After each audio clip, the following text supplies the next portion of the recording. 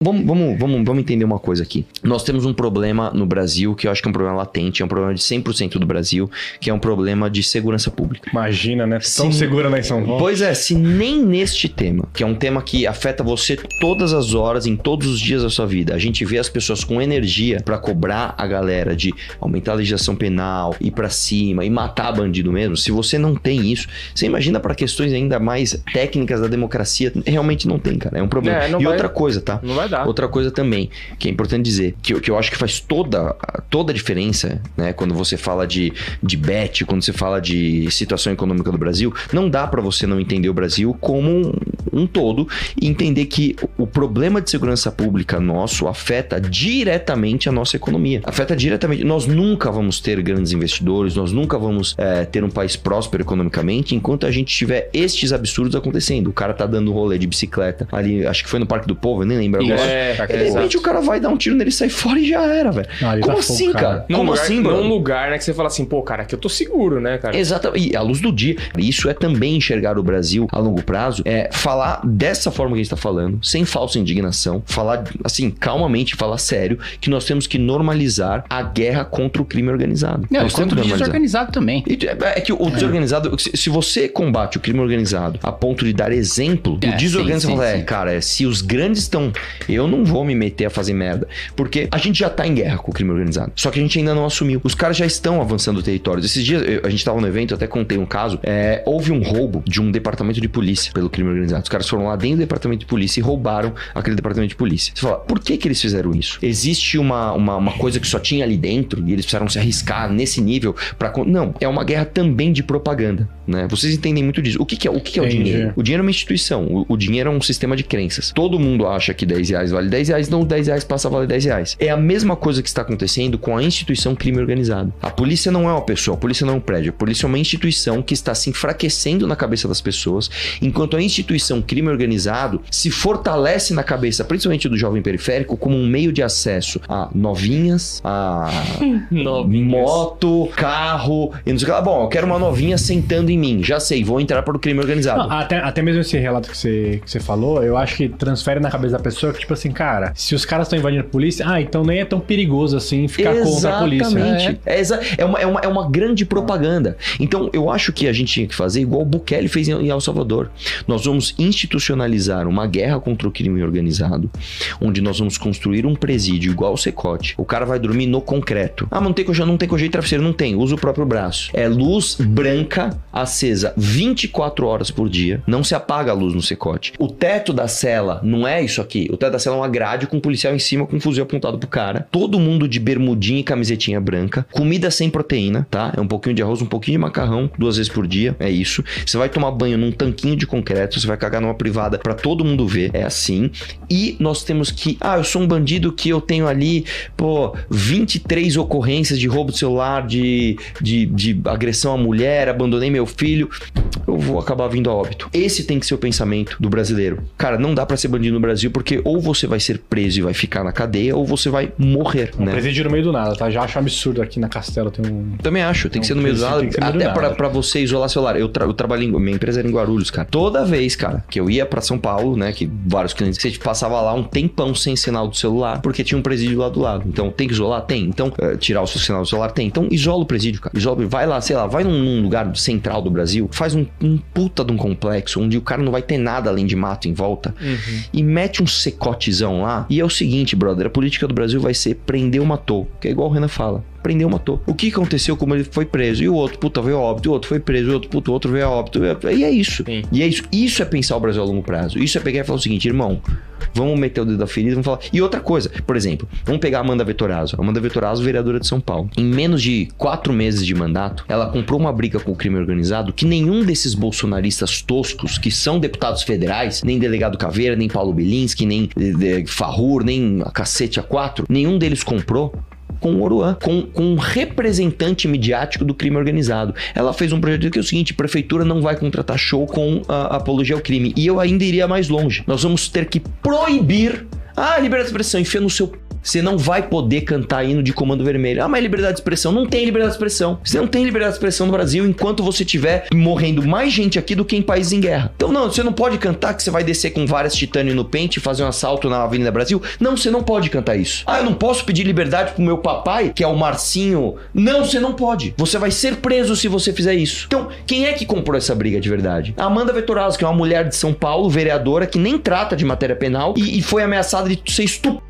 pelo bosta do Oruan. E aí, cadê o Nicolas? Cadê a galera Bolsonaro? Cadê os delegados puta que pariu pra defender ela? Aí não tem porque ela é do MBL. Então essa galera não compra essa agenda de verdade. A agenda de verdade prendeu, matou, até devia ter vindo com a camiseta aqui. A gente tem uma camiseta que assim, é prendeu, matou. Essa agenda é nossa e nós vamos fazer com que essa guerra aconteça. Isso sim é ter visão de Brasil, não é? Ai, nossa, agora o novo presidente da Câmara aqui vai fazer o Brasil bombar, hein? É uma coisa importante de falar. Quando a gente fala guerra, a gente tratar a organização criminosa como um inimigo estrangeiro, como uma invasão. Tem outro país nos invadindo. Vamos pegar hipoteticamente o Paraguai. Mas segundo o nosso governo não é terrorista. Tem um exato. Tem mais esse absurdo. Puta que pariu. A gente vem o governo americano oferecer dinheiro, oferecer ajuda pro governo brasileiro pra falar, olha, nós vamos considerar o PCC e o Comando Vermelho. PCC e o Comando Vermelho, porque são organizações criminosas transnacionais terroristas. A Secretaria de Segurança de São Paulo, DERIT, manda pro Ministério da Justiça um relatório mostrando que o PCC tem parceria com o Hezbollah. E o Ministério da Justiça do Brasil fala, não, a gente não vai considerar a organização terrorista. Vamos lá, reforçando, quando a gente fala guerra, é tratar como uma invasão estrangeira. É assim, é de fato você estar em guerra e você matar aquele sujeito sem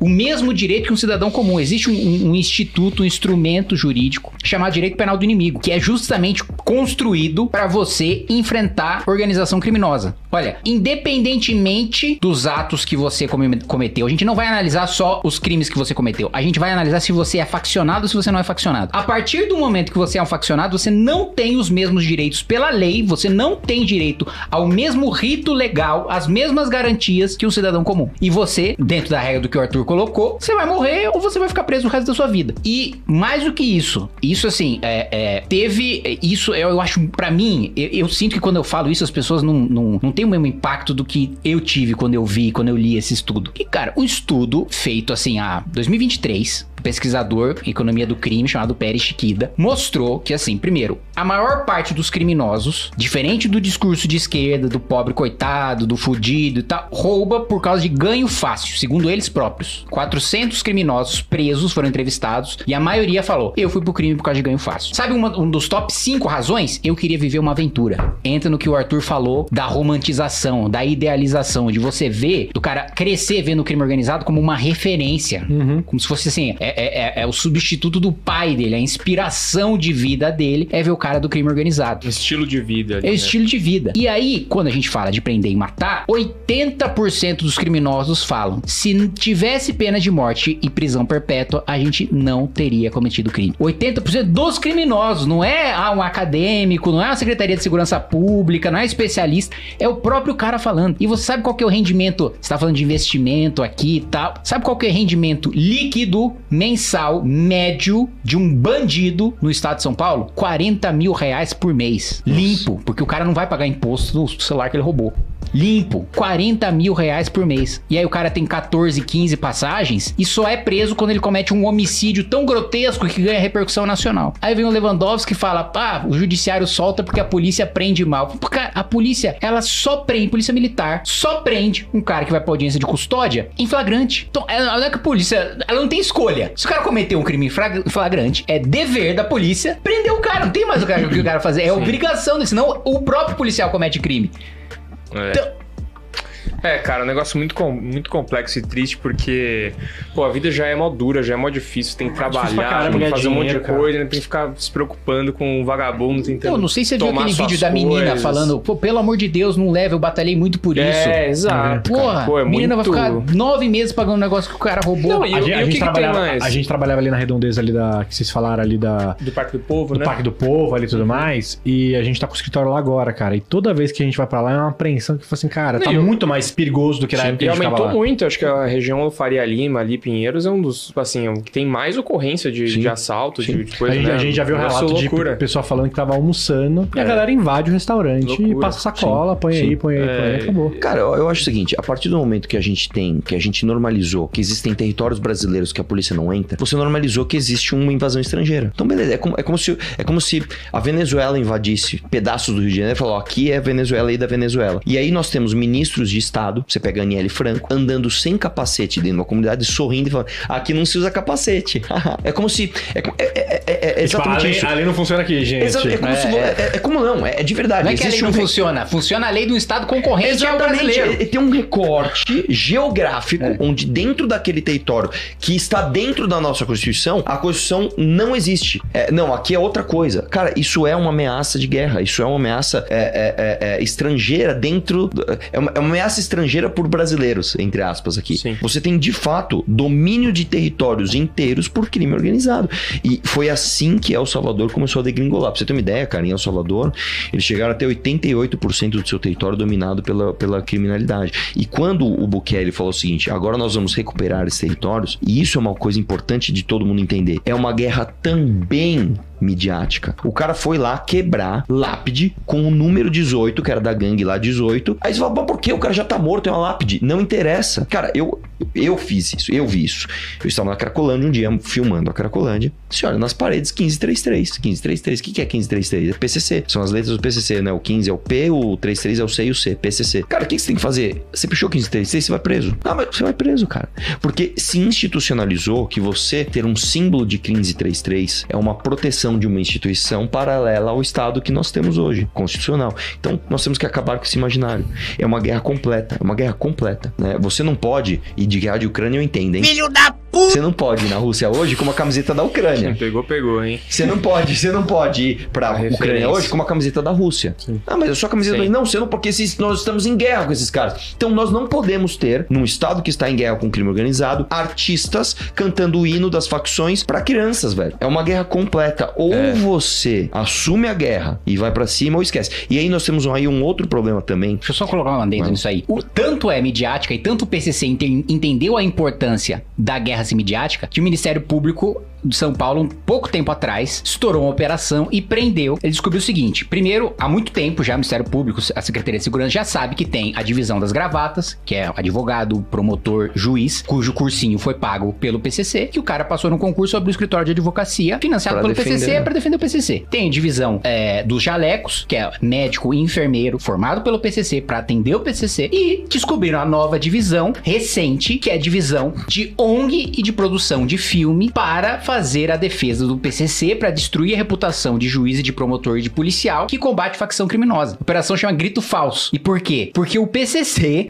essa ONG ligada ao PCC, conseguiu articular a produção de um documentário chamado O Grito, que foi pro Netflix, sobre as condições carcerárias, falando de maneira genérica, o pobre coitado que furtou isso aqui, isso ali, e tá preso em condições desumanas, mas na prática é uma peça de propaganda para beneficiar o crime organizado. E uma peça de propaganda não é uma peça de propaganda qualquer, é uma peça de propaganda com alcance na maior plataforma de streaming, com depoimento do presidente do Supremo Tribunal Federal e do ministro da Justiça pro documentário. Então, assim, é essa dimensão que o crime organizado está entendendo que precisa tomar, assim, como gerar um sentimento de como se de fato fosse uma nação, eles estão gerando um sentimento de patriotismo em relação ao PCC, em relação eu pertenço a essa comunidade com esse estilo de vida e com esses valores, chamado PCC. É de fato você normalizar e criar a crença de que tá tudo bem, existe um outro estado paralelo que se chama PCC e que a gente convive com ele e que, mano, é uma disputa, que Coca-Cola e Pepsi aqui, pô, tem um estado brasileiro e tem o PCC.